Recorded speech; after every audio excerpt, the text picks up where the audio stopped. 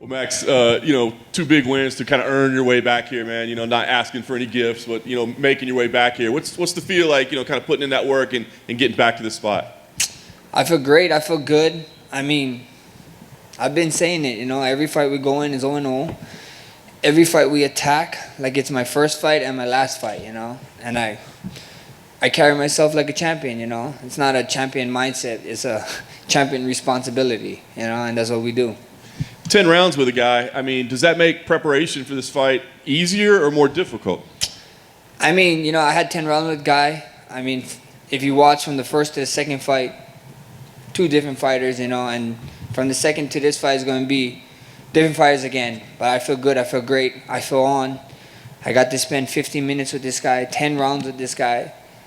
I've been saying it all week, man. You guys be blessed if we go above 3. I can't wait. I mean, you've been in nothing but big fights for years now, right? But the circumstances around this one, the trilogy, kind of what's at stake. I mean, does this feel like a different moment for you, or a more important moment than maybe some of your other fights? This legacy is a legacy fight, 100%. As you said, you guys all know what pound for pound ranking he is. You guys know what pound for pound ranking I am, and we're on the higher end of the pound for pound ranks, and these don't happen in the past decade, I mean, it did only once come to mind, and that's DC and Jones. So this is a legacy fight. This is huge in every way. To be honest, I really, like people calling us the main event of this card, and that's saying a lot. That's saying a lot about this fight. So that's what it is. Does this have to be a finish? I mean, given how close the other fights were and how the judges kind of broke your heart a little bit, I mean, do you feel like I gotta finish this fight? We see what happens, at the end of the day, it is what it was. You don't cry over spilt milk, like you said. The first 2 fights, even the second fight, Dana White said what he said. About half of the UFC roster said what they said. So at the end of the day, I wasn't trying to add no fuel to the fire. You let it go, you move on, and we did what we did. We're here now. Nice. Last thing for me, I know you got to focus on Saturday night and getting that win, but where does this rivalry go? I mean, do we go 4? Do we go 5? Like, what has to do to put an end to this? We see what happens, First things first is getting the job done on Saturday. My name ain't Dana White, as you know. It ain't Sean Shelby, McMahon, Hunter Campbell. I don't meet with these guys on Tuesdays, so that's their job. I'm no matchmaker. I'm a fighter. Whatever they want to do, we want to do. There's a lot of history in a weight class above me that I have, and I got a history with the guy who I consider stood the champ there. I'm a short list for Conor, and there's a bunch of dream matchups that fans want to see at 55 for me. So we see what happens. But first thing first, Alex got my full attention, and I can't wait to go out there and show the world why I'm one of the best to ever do this and to ever be in this game. Max, back here to your left. There's been a lot of talk about fire, like Khabib Nurmagomedov saying he thinks Volkanovski has more fire than you heading into that. Yeah. What do you think he means by that? Because you seem pretty fired up right now, and you've certainly shown a lot of fire in your last 2 performances. I mean, what I think Khabib means, I think Alex should be happy. He got a fan watching his cooking shows. That's probably the fire he's talking about, So at the end of the day, I'm playing video games, so I guess you can't really see the fire. I mean, I scream when my guys and my teammates screw up or when I screw up, and that's pretty fire to me. But Khabib actually probably sees literally fire on the grill that Alex is using to cook, so that's probably where it got from. Personally, I feel that your second fight with Alex is one of the most criminally underrated fights of all time. Just what you were able to learn from the first fight, what he was able to learn from the first fight, and vice versa. I know you like to separate yourself from the sport a little bit, but have you gone back recently and watched that second fight? And if so, what stands out to you about it? Not recently, but I did watch it. I sat with my team and we watched it together, and we just broke down. It was 2 different guys, and you saw 2 guys in there grow from the first fight, and then you saw 2 guys in there grow during the fight, which is pretty good. When you're at this level, at this high level, that's what you got to do to separate yourself from the pack. Last thing for me, and this might be the most important question of all, where are we at with the floral shorts? Are we making any headway on that? With the floor shorts, I checked in yesterday. I didn't have no floor shorts, but don't worry, guys. I got all you guys. ShopMaxHolloway.com. We have our own floor shorts that we dropped. I better see all you guys in them. Max, just a couple here. Keep your hand nice and high. You're a very relaxed person, but going into that Calvin Kattar fight, you were literally yelling at not just him, but everyone cage side that you were the best boxer. It was a different kind of energy I felt than like the Brian Ortega fight where you put up his gloves and teach him how to box. How much emotion were you carrying into that fight from the second Volkanovski fight? None, zero. Okay. I mean, all that emotion was from that fight. You're only as good as your last fight. A lot of people forgot about, like, you only get judged off your last fight. So, it is what it is. Kattar was new blood. He was older than me. He's calling me a freshman. You know what I mean? He said, people was toting that he was the best boxer in UFC. And there's level to this game, and I wanted to show it, and I went out there and I did. And I believe with the Kattar fight, I think so we had some fans. We had some fans in attendance, so that fired me up a little bit, So you think I was screaming then, wait Saturday night. It would be, this is the 9th island. A bunch of Hawaiians it's gonna be a Hawaiian pro crowd in there. It's gonna be insane. I would be surprised if people stay after my fight for that main event, because it's gonna be so pro Hawaiian. It's gonna be ridiculous.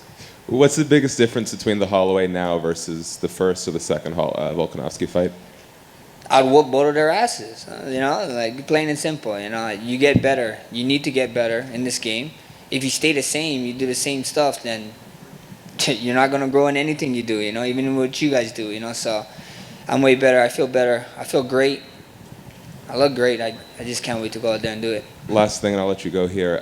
Since you brought it up, I am also a screamer when I game. How would your wife describe you when you're playing video games? Oh, she.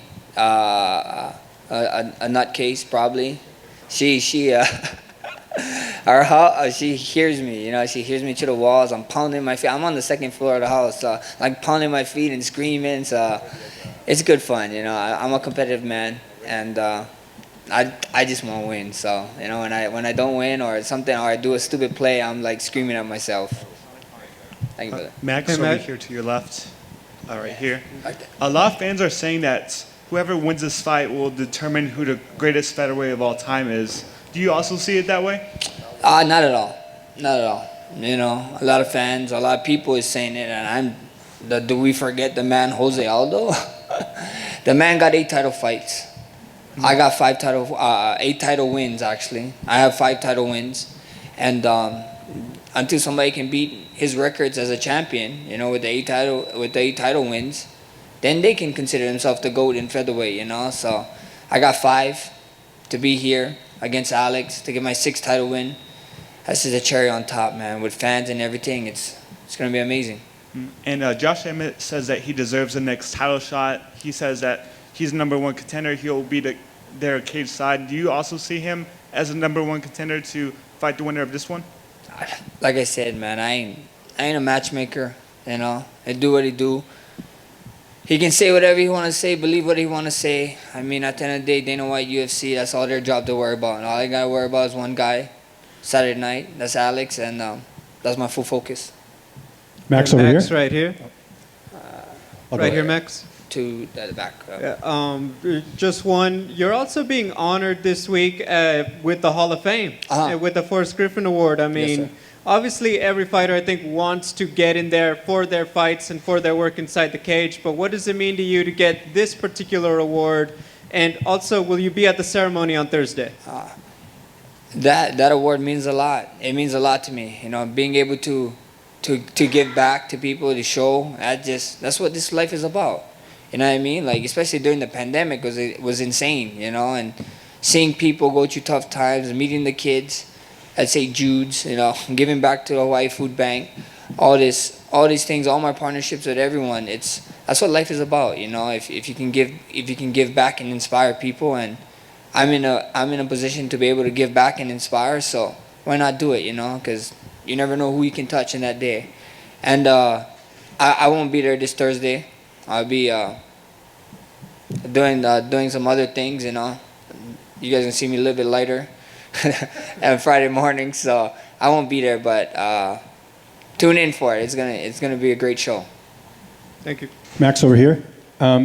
In that Brian Ortega fight that Volkanovski had, he had that really tight submission hold late in the fight. Did you think Volkanovski was done at that point? And were you surprised to see him get out of it?